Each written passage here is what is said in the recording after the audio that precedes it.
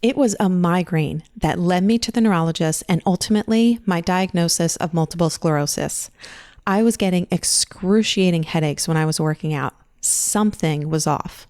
I went for an MRI, and at 8:30 on New Year's Eve 2015, my doctor called with the results. You have lesions on your brain that look like MS. Turns out I'm not alone. Studies suggest that up to 30 to 40% of people living with MS also experience migraine. And it makes sense. Both are neurological conditions, so they share common ground and both have inflammatory pathways in the body. But the greatest question is, how? How do you live with not just one, but two unpredictable chronic conditions that prevent you from living your daily life? So in honor of MS Awareness Month, I'm sharing the tips and strategies that I've learned from decades of debilitating migraines, what you need to know about conventional medicine, and what you need to know about diet and lifestyle. Let's dive in. And my friend, if you want a more personalized approach to creating your MS diet and lifestyle, check out my private coaching program. It includes a comprehensive assessment, personalized strategies, and lifestyle support. Each month, I accept only 3 new clients. So if you are interested, apply at alenebrennan.com/coach. Now on to today's episode. There are 1 million people diagnosed with multiple sclerosis in the US. So that makes you 1 in a million. And you have a special purpose in this world that no diagnosis can take away from you. So if you are ready to reclaim your body, mind, and life from multiple sclerosis, welcome to my MS podcast. I'm your host, Alene Brennan. Hello, my friend. I hope you are doing well. I know that today's topic won't apply to everyone in our community here because not everyone with MS experiences migraine, thank goodness. But I know that it is relevant to many of us. I always viewed them as 2 completely different things that I was just dealing with. But the more I talked about my experience with migraine, the more people were reaching out to me asking about how to manage them. So it made me wonder if there actually was a connection. And that's when I read that up to 30 to 40% of people with MS also experience migraine. That is not a small number. And if I can call it what it is, it sucks. It absolutely sucks. MS is hard enough. So then to have migraine on top of it, like, come on. It's like enough is enough. But I will say, if there is a silver lining in it, it is that the diet and lifestyle techniques that help to manage MS can also help to manage migraine. So at least it doesn't feel like you're following 2 different protocols to manage 2 different conditions. Now, there are definitely some nuances to managing migraine specifically that can make a big difference, and that's what I want to share with you guys today. So first, if you haven't heard my migraine story before, I share it in more detail on season 1 of this podcast, where I talk all about my personal diagnosis journey. So if you're interested, you can go back to season 1 and check out that episode. But in the meantime, I'll give you the consolidated version. So I started getting migraine as early as elementary school. I spent a lot of time in the nurse's office, and my mom was constantly getting called to come and pick me up from school. They were so bad that I would be vomiting for days and ultimately end up in the ER because I couldn't hold any medicine down. And then I eventually just got so dehydrated, making the pain even worse. So I started seeing a neurologist in elementary school, and I remember him saying, it's not super common for kids to be getting such debilitating migraines, but that is definitely what you have. Now, of course, we obviously ran all of the other tests to rule out the bigger, scarier things. And that is so important. So if you are getting like consistent headaches or severe headaches, you definitely want to go start with your primary care, but ideally get a referral for a neurologist or a headache specialist, just so that you can get the proper testing, again, to rule out some of the bigger things because headaches can be a signal or a symptom of something bigger. But the frustrating side to most of our experiences, including my own, is that you will get the good news that it's not a brain tumor or something bigger. But the bad news is that it's migraine, and they don't have a definitive way to treat them. Very much like MS, there's no one treatment for migraines. It's kind of like a trial and error. For each person, you just have to figure out which is the right combination for you. And for me, I remember at one point, I was on 2 daily medications and really strong rescue medicine, and that still wasn't taking them away. I don't think I was on 2 daily medications in elementary school. That may have been by high school or maybe shortly thereafter. I can't remember exactly like the time frame, but being on 2 daily preventative medicines and then really strong rescue medicine, that's a lot of medication. And I remember asking my doctor, like, how long do I need to be on this for? And he looked at me and he's like, you're probably just going to be one of those people that has to be on this medicine for life. I'm not even in college yet. And you're telling me that I have to be on medication for the rest of my life? Now, if it's life threatening and that's what I need to do, 100%, like, I'm grateful for medicine. There is a time and a place for it, and it saves lives. So I am not anti-medicine. And I'm grateful for that, because when it comes to migraine, we need to embrace conventional medicine. That said, it didn't sit well with me that I was just going to be on 2 daily medications for the rest of my life and still getting migraine. Like, that was the kicker of it. It wasn't even like, oh, here, you're on these medications and now you don't experience them ever again. It's like, no, I was still getting them. So I was understandably very frustrated because I was constantly missing out on what felt like life. Like, I didn't call it that when I was younger. When I was a kid, it was missing out on the slumber parties and the cheerleading pep rallies and the field trips and just being able to play outside on a nice day. But the things that I missed out on, like, those evolved over the years. That became college parties and eventually work days as I entered the corporate world. But all in all, it felt like I was missing out on life. Like, I wasn't getting to participate in life because I didn't have the consistent health to be able to do so. And we all know, when you're dealing with chronic illness, when you start to bail on certain activities or have to decline invitations or like cancel at the last minute, you start to worry that the invites aren't going to come in anymore. You start to worry that you're going to be left out and just not included in future things. And that's a very real and understandable feeling. It's a very real and understandable feeling. So I was experiencing that from a very young age, and I was definitely aware of that. And I couldn't just sit back not doing anything. So even though I didn't understand the full scope of nutrition and lifestyle habits and all of that other stuff at that point, I think there was just something deeper in me that knew, like, I have to do something. I have to do something. And I think one of the defining or like pivotal moments for me was when I was in an appointment with my neurologist, and he just casually hands me this list of foods that quote unquote may trigger migraines. It literally was like on his way out the door at the end of an appointment, he hands me this list. He's like, oh, by the way, here's a list of foods that may trigger migraines. I'm like, what? Like, why is this? Oh, by the way. And I looked at the sheet of paper and it looked like an inventory list of the grocery store. Like, what was left? And that's why my follow-up question to him, I looked at him and I said, if I can't eat these foods, what can I eat? And he basically gave me a blank stare back.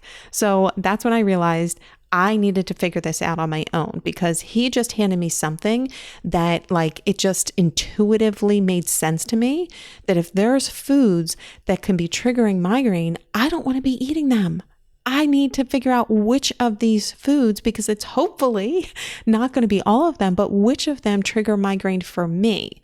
So I basically took myself through an elimination diet. I started with like the heavy hitters because I couldn't pull everything out of my diet. I literally didn't know what was left, but the results were undeniable. My first connection was definitely with chocolate, which I know like nobody wants to hear that, but I kind of already suspected it, because anytime time I had chocolate, I would end up with a severe migraine.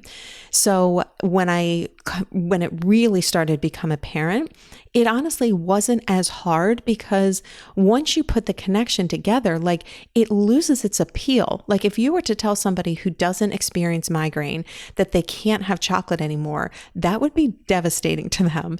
But if you tell somebody who experiences migraine that chocolate is triggering their migraine, and if they eliminate it, if they stop eating it, then they can potentially avoid a migraine attack, that 100% has a very different feel, because the pain of the migraine attack is so different. So it's not just pulling it away from somebody with no payoff. You are 110% getting a major payoff when you are eliminating these foods and then experiencing fewer migraine attacks. So again, for me, the first one was chocolate. Some of the other ones were artificial sweeteners and artificial coloring, like all of that stuff. I mentioned the cheerleading pep rallies when I was younger. They always had that orange drink. I think it was from McDonald's. Like, we got that big cooler and it was that orange drink or orange soda, whatever it is. That was brutal on me. And I later realized that it was artificial coloring and sweeteners in there.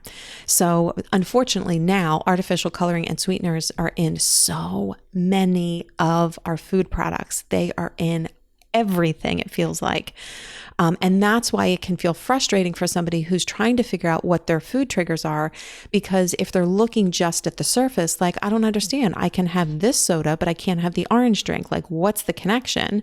And then you start to understand that it may be an ingredient in one of those foods that is more of a trigger for you. So artificial sweeteners, artificial coloring, caffeine, nuts and seeds, gluten, and then some random ones like lentils and maple syrup.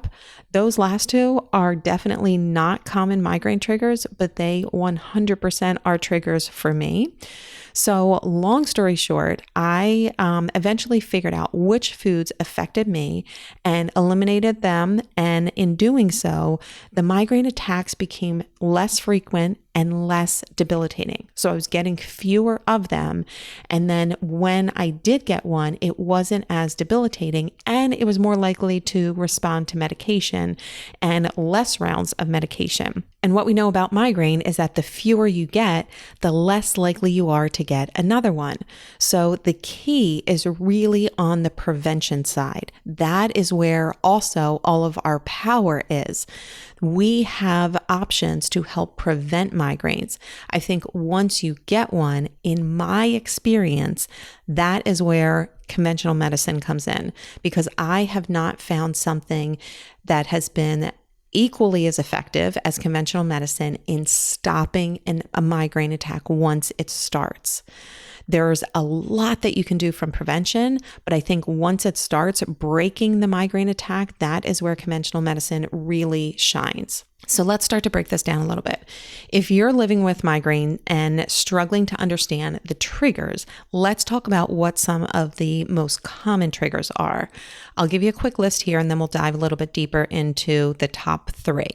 So some common triggers are stress, sleep patterns, certain foods, caffeine, alcohol, bright lights, strong smells, and even change in weather patterns. Let's start with stress, because I think it's a pretty safe bet to say that's one that affects all of us. Now, the interesting thing about stress is that migraines aren't always triggered during the high stress moments. You may have some attacks that come as soon as stress hits, but you also may experience what's known as letdown headaches. This is what I experience. So I will get through a stressful period, but once the stress passes and my body starts to relax, that's when the attack will kick in. Now, this may be for somebody who is going through a high stress moment, like there's some type of crisis in your life, whether it's a family member being sick, financial stress, a big work project, like any of the many things. Or it can also be just the stress of a typical week for you. And then once the weekends hit, that's your quote unquote letdown period. That's when your body starts to relax. And that's when a migraine attack can kick in. And this was definitely the experience that I had very early on, even in elementary school. Again, so like the stress is different for each of us. So sometimes it's easy to just like dismiss, like other people have it worse, or, I've dealt with worse stress before. It doesn't matter. Like, it's how the stress that you are dealing with at that moment is affecting your body. So when I was a kid, I would have my typical work week, or not my work week, my school week. And just the intensity of that was stress on my body. And then without fail, Friday night, when my body started to relax, that's when the migraine would kick in. And by the time I woke up Saturday morning, it was a full-blown migraine all day Saturday, all day Sunday. And it wasn't until Sunday night that I would start to feel better, and then back to school on Monday. That happened week after week, month after month.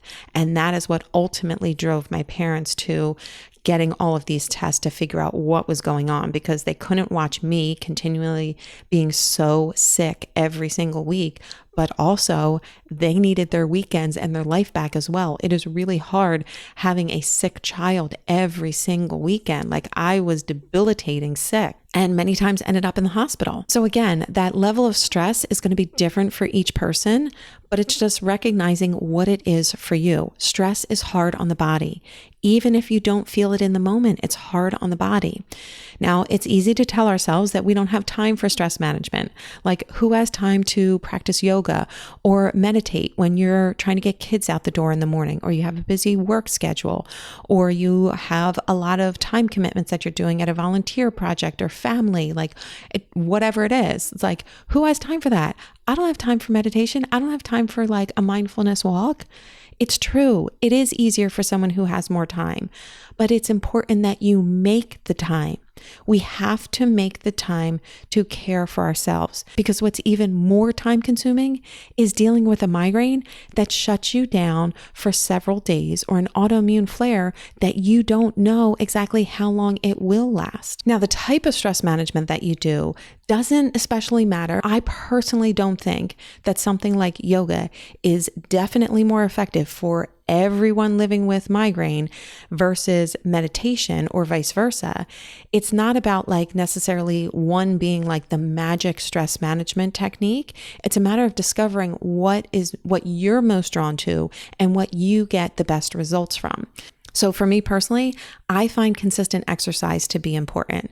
And full transparency, I have fallen out of my routine for a variety of like legitimate reasons, but nonetheless, I've fallen out of my routine for a couple months now, and I need to get back on track because the number of migraine attacks that I'm experiencing has increased. And I just know that there's so much benefit to me exercising consistently. And what I'm doing to exercise doesn't matter. The amount of time doesn't necessarily matter, but it's that consistent routine of exercise that I do, ideally like 4 or 5 times a week. It just helps me with managing stress. It helps to strengthen my muscles, especially my postural muscles, so that I have better posture both sitting and standing throughout my day, because poor posture puts extra strain on your neck and shoulders, and that can trigger tension, headaches. Consistent exercise also helps to maintain healthy hormone balance. So like there's so many benefits to it, but I know that when I exercise consistently, I experience fewer and less debilitating migraines. So for me, that's something I need to get back on track with. I also know spending time outside is big for me. It's so calming to my nervous system. It's so calming to my nervous system. And again, that's another thing that can look different. So maybe one day it's taking my daughter to the playground or the park. Another day it's going for a walk. I remember as a kid, again, growing up with migraines, I would love to sit outside on the porch or on our deck.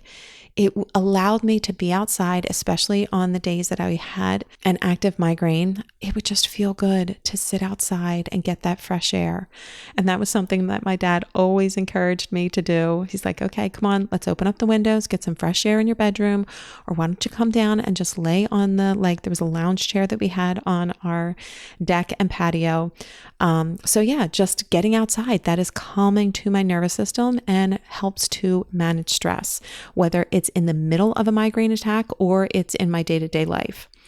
I'm also a big proponent of body work. It has been so helpful for me in alleviating any physical stress or tension in my body. Now, I've done everything from like chiropractic care and massage to acupuncture and craniosacral therapy. My personal favorite is definitely craniosacral therapy. If you've heard me talk about it before, I don't have the slightest clue how to describe what is going on in the body. However, I just know it works. It gets results, and that's what matters. It gets results for me. It's not to suggest that that's going to be the one for you, because again, just like stress management as a whole, you need to find what is most effective for you. So if you feel like stress is a trigger for you, or you're just in a season of a lot of stress, or this is an area that you have not addressed before, start to look at what do you find would be a stress management technique that feels like just like the path of least resistance. What is the easiest way for you to start? Do you like the idea of yoga? Great. Start with something on YouTube. I have a couple yoga practices on my YouTube channel if you're looking for something for free. If you like the idea of going to a studio, go and get one of their trial weeks or, their first free class, whatever it is. Check out the schedule today so that you can start getting it on your calendar to go back to that studio class. If you like the idea of meditation, maybe listen to a guided meditation. If you're part of my group coaching program, you know that we have both a guided meditation, a breathing exercise, all that in our resource vault. There's also a yoga class in that vault as well. Or if you want to try body work, start getting recommendations of people in your area and see what you're just naturally most drawn to. Do you like the idea of acupuncture? Great, try that out. If you are trying to find something that's maybe in a tighter budget, see if your health insurance has any coverage for chiropractic care. If you don't have anything, maybe you see if you can get a referral for physical therapy, because they can at least help with like recommending different stretches. So, the body work doesn't necessarily always have to be something that's out of pocket. You can see what you have coverage for with your health insurance. Or if you just need something simple, like if you struggle with tension in your upper body, can you get a foam roller and just roll on that? Those are relatively inexpensive. Or just get a tennis ball. You most likely have a tennis ball in your house right now, and you can go on YouTube and type in something like tennis ball massage or like something like that.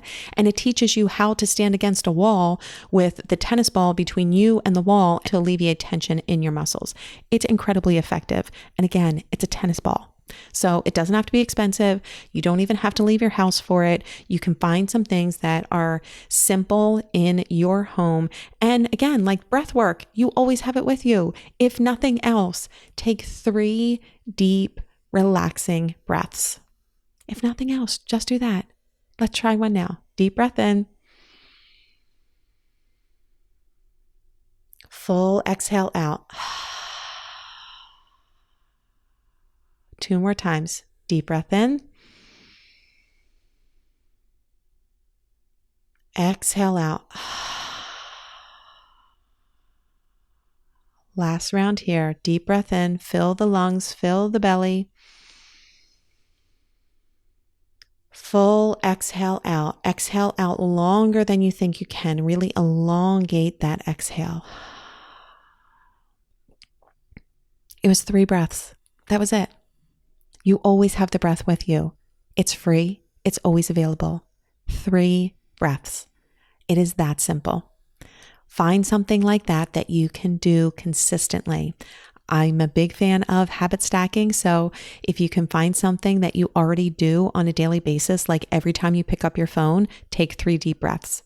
Anytime you open up social media, take 3 deep breaths. You're stacking a new habit on top of an existing habit that helps you to be more consistent with it. All right, let's jump to the next trigger here. The next one is sleep patterns. So I think it's easy to assume that you just need to get more sleep. Like we think that that is the message when we talk about sleep and managing migraine. But the truth is migraine, again, like MS, is so much more nuanced. It's not just about the length of time that you sleep. It's also about the routine that you have with sleep. So consistent hours of sleep, I would say, are more more important than length of sleep. This means going to bed around the same time each night and waking up around the same time each morning, even on the weekends. This was something that I had to really commit to when I was in a bad cycle of migraine attacks but it did make a big difference for me. I found that the mornings that I slept in, I was far more likely to wake up with a migraine.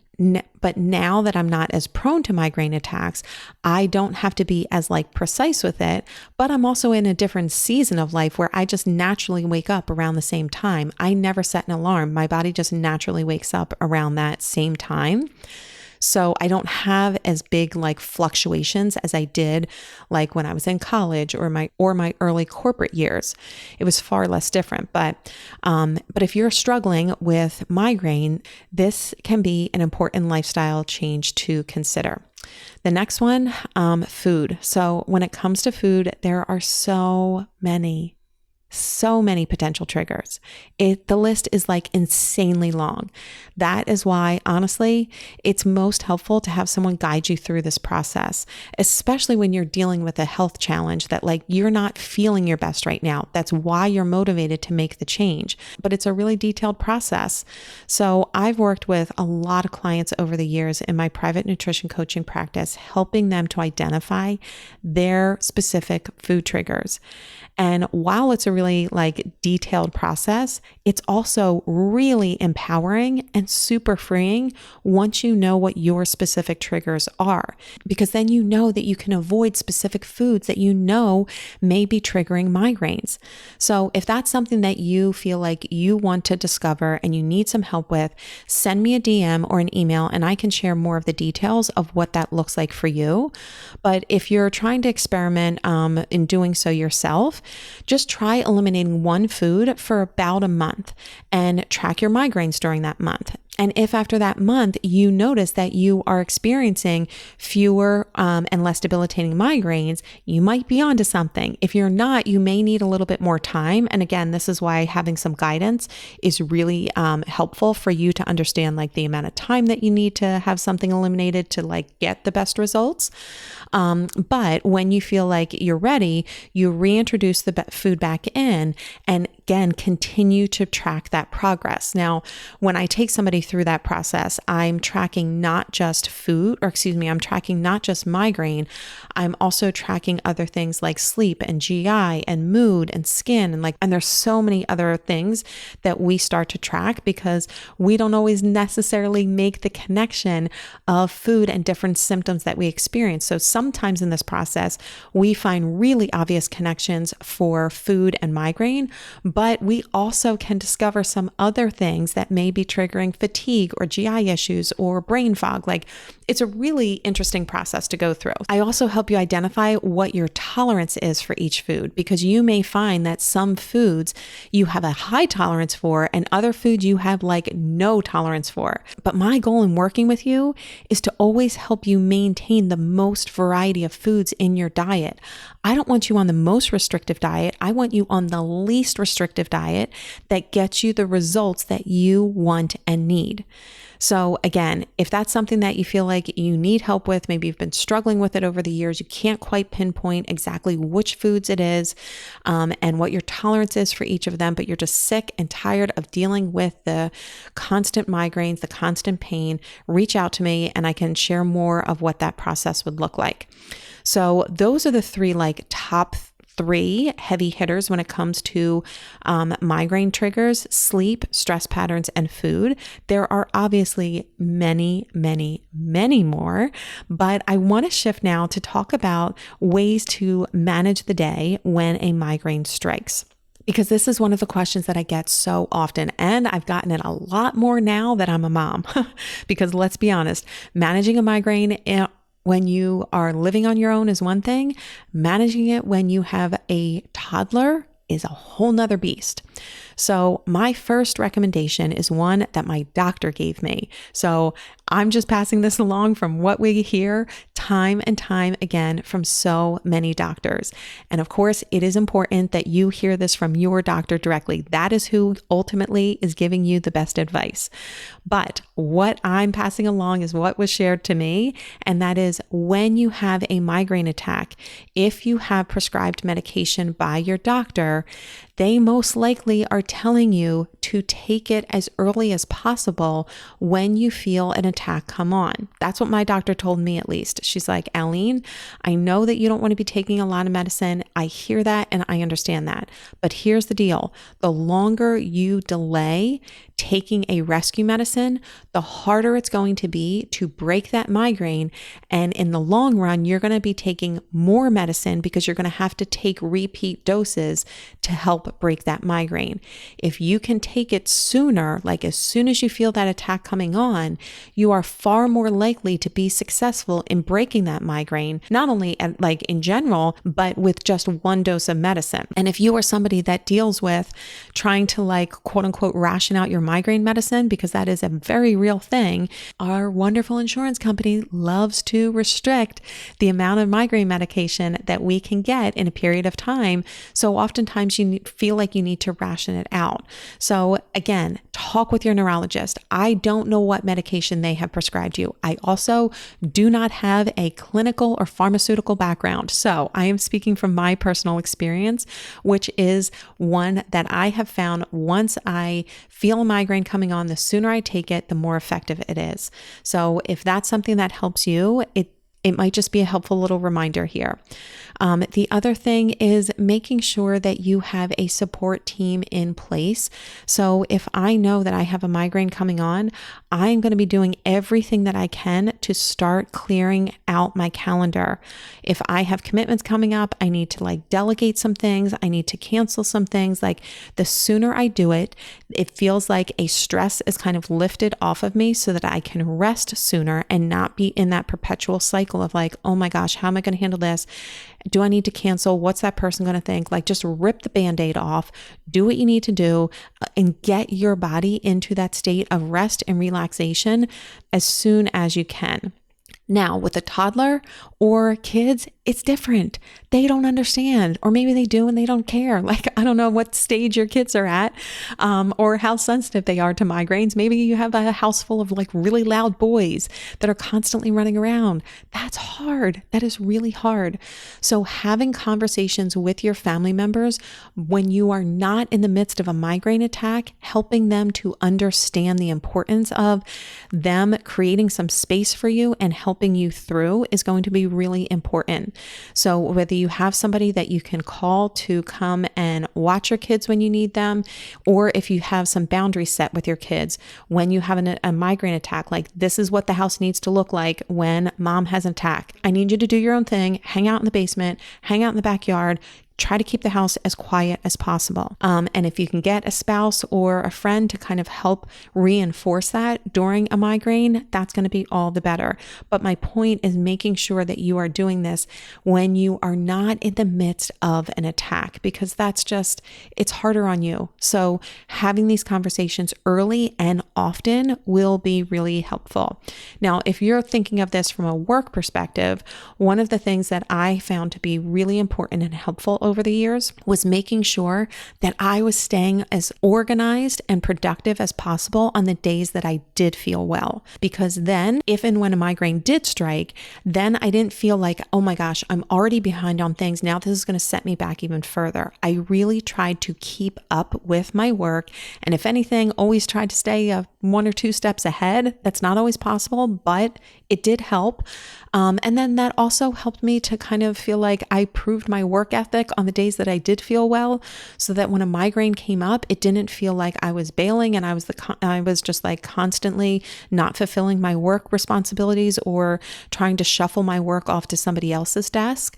They knew my work ethic. Like they didn't doubt me. They might not understand migraine and they may look at it of like, I don't know about that. Like I've had a headache too. We've all heard that response, but they at least knew my work ethic. So I think that is something that is really important to maintain. Again, again on the days that you are feeling well. And then, of course, when you do get one, I'm a big proponent of telling people you do not need to over-explain or justify the migraine. You didn't do anything to bring this on. You are dealing with a chronic condition that is really hard and debilitating on many days. So I found that the more I tried to over-explain or justify things, it almost felt like I was trying to convince somebody else that migraines are real or that I'm not just over-exaggerating with something. I'm not trying to convince anybody of anything. I'm just trying to take care of my body and my health right now.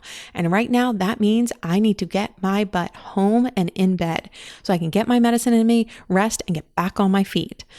I don't know if you find that to be true as well, definitely helping people to understand migraine, whether you send them different facts about it, different resources online. You can share your personal experience, but again, do that in a discerning way. If you feel like there's an experience, for example, I'll give you this. Sometimes people think that, oh, I've had a headache too, and I don't understand, I didn't need to stay in bed all day. I don't understand why she does. Well, for me, I think it's important when I'm describing a migraine, I'm helping them to understand this is more than just a normal headache. And I use the description of, for me, a migraine is like having the flu and brain freeze at the same time, and it will last relentlessly for days. Most people can identify with the flu. Most people can identify with brain freeze. They've had that big bite of ice cream or that quick glass of ice water, whatever it is, and that intense pain.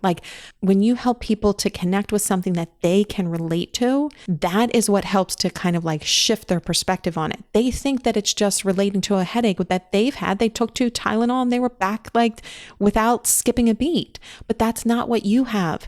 Migraine is not just a headache, right? Hashtag not just a headache. So help them understand what the experience is like for you. Again, maybe using some analogies might be more helpful. And then helping them to understand what you need during that time. I need to make sure that I can go home and rest, take my medicine. The earlier I take it, the better. Educate them as well. And then I'm able to get back on my feet. So that's something that I think can be really helpful in having those conversations, not during an attack, when you are feeling well, because you're far more better positioned to have effective communications during that time. Help to use analogies that they will understand, and then give them some facts if it's helpful. If they are a fact-based person, give them some links to websites, give them some statistics about migraine or whatever it is that they feel would be most helpful for them. And then if they have questions, encourage questions, allow them to ask them and say, I can't necessarily say that I'm going to have the answer to every question, but have an open dialogue so that you can help them to understand you better. Because when they understand, they're better able to support. Okay, I could go on and on talking about migraines forever. Oh my goodness. I hope this is helpful though, because again, as I started off talking about, living with one chronic condition is a lot, managing 2 is a beast. And the one thing I can't close without saying, I'm just realizing that I didn't include this in here, is that just because you're seeing a neurologist for MS doesn't mean that that person is the best person to manage your migraine as well. I made that assumption in the beginning. I was first seeing a headache specialist to manage migraine. And then when I got my MS diagnosis, I switched over to a neurologist. And I was like, okay, now I just have this person who's going to manage migraine and MS. And that was not the case. I started talking about migraine to my neurologist, my MS specialist, and they're like, that's migraine, that's out of my scope. Go talk to a migraine or go talk to a headache specialist about that. And it baffled me because I'm like, you're a neurologist. How can I not talk about migraine with you? That doesn't make sense to me. But if you experience that, you may find it really helpful, as I do, to have 2 people on your team. You have your migraine specialist, which may be a headache specialist, and then you have your neurologist or your MS specialist. They can be 2 very different fields of specialization, and having a specialist in each of those areas can really best support you. So all in all, get the best support from your doctors as well as your family and friends. And I am glad that you are here in my MS podcast for support as well, because connecting with people who get it makes all the difference. And as always, I would love to hear from you. Please send me a DM, send me an email. I love hearing from you, and I would love to hear about your migraine experience. Maybe anything that I left out of this that you think is really important to include as we talk about migraine, as well as if you need any support in managing them and understanding your specific triggers. Again, send me a DM. I always love hearing from you. Send me an email, whatever it is, however you want to reach out, just reach out. All right, take care, my friends. See you soon. Well, my friend, we've reached the end of this episode. Pick one lesson from today's discussion and put it into action now. It's time to reclaim your body, mind, and life from multiple sclerosis. And for more resources, events, and programs, head over to alenebrennan.com. See you on the next episode of my MS podcast.